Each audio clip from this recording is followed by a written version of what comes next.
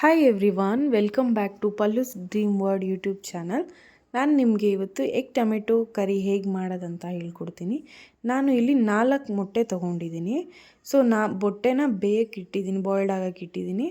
ಮತ್ತು ಒಂದು ಕಡೆ ಪ್ಯಾನ್ ಇಟ್ಕೊಂಡಿದ್ದೀನಿ, ಹಾಗೆ 2 ಒಟ್ಟಿಗೆ ಮಾಡ್ಕೊಬೋದು ಅಂತ.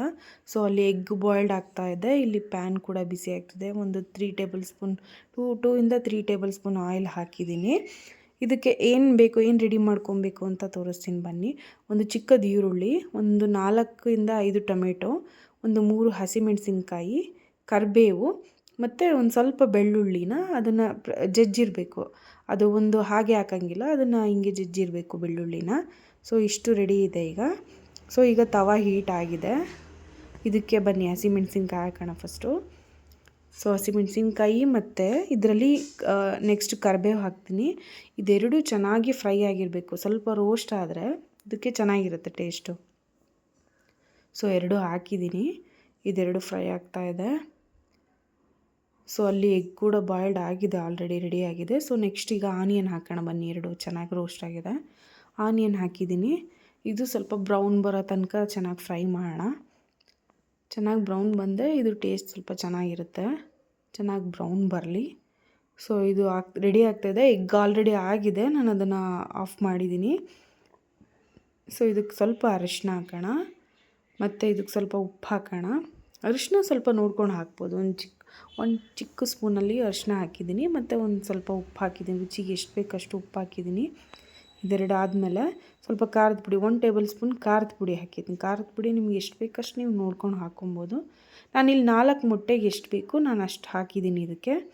ಇದು ಚೆನ್ನಾಗಿ ಖಾರದ ಪುಡಿಗೆ ಹಾಕಿದ್ದೀನಿ ಅಲ್ವಾ, ಇದು ಚೆನ್ನಾಗಿ ಎಲ್ಲ ಮಿಕ್ಸ್ ಆಗಲಿ, ಸ್ವಲ್ಪ ಫ್ರೈ ಆಗಲಿ. ಆಯಿಲಲ್ಲಿ ಫ್ರೈ ಮಾಡ್ತೀನಿ ಇದನ್ನು.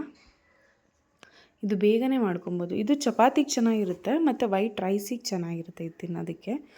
ಸೊ ಎಗ್ ಬಾಯ್ಲ್ಡ್ ಆಗಿತ್ತು, ನಾನು ಆಲ್ರೆಡಿ ರೆಡಿ ಇದೆ ಎಗ್ಗು. ಸೊ ಫುಲ್ ಬಾಯ್ಲ್ಡ್ ಆಗಿದೆ ಈಗ. ಮತ್ತು ನೋಡಿ ಇದು ಫ್ರೈ ಕೂಡ ಆಗಿದೆ, ರೆಡಿ ಇದೆ ಇದು. ಈಗ ಇದಕ್ಕೆ ಟೊಮೆಟೊ ಹಾಕೋಣ. Next last step tomato. ಇದು ಹಾಕಿ ಲಾಸ್ಟಲ್ಲಿ ಕರಿಬೇವು ಕೊತ್ತಂಬರಿ ಹಾಕಿದ್ರೆ ರೆಡಿ ಇದೆ.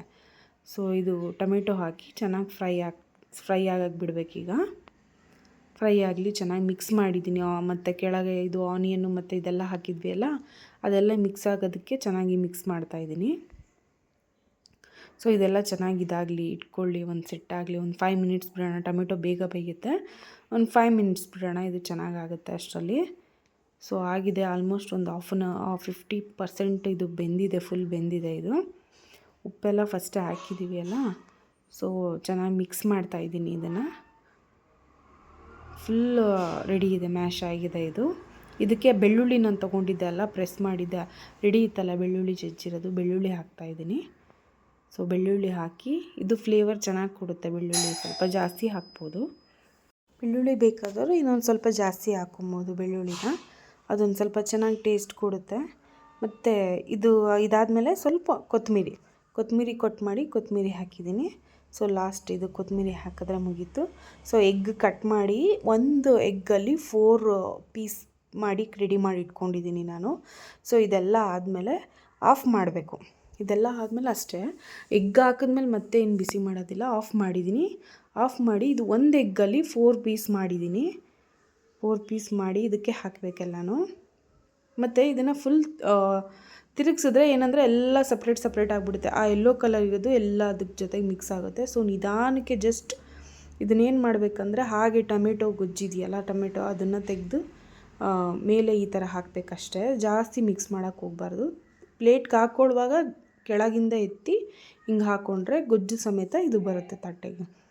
ಸೊ ನೋಡಿ, ನಾನು ಮಾಡಿದ್ದು ಇವತ್ತಿಂದು ಇದು ಗ್ರೇವಿ ನಿಮ್ಗೆ ಇಷ್ಟ ಆಗಿದರೆ ಲೈಕ್ ಮಾಡಿ, ಶೇರ್ ಮಾಡಿ, ಸಬ್ಸ್ಕ್ರೈಬ್ ಮಾಡಿ. Thank you.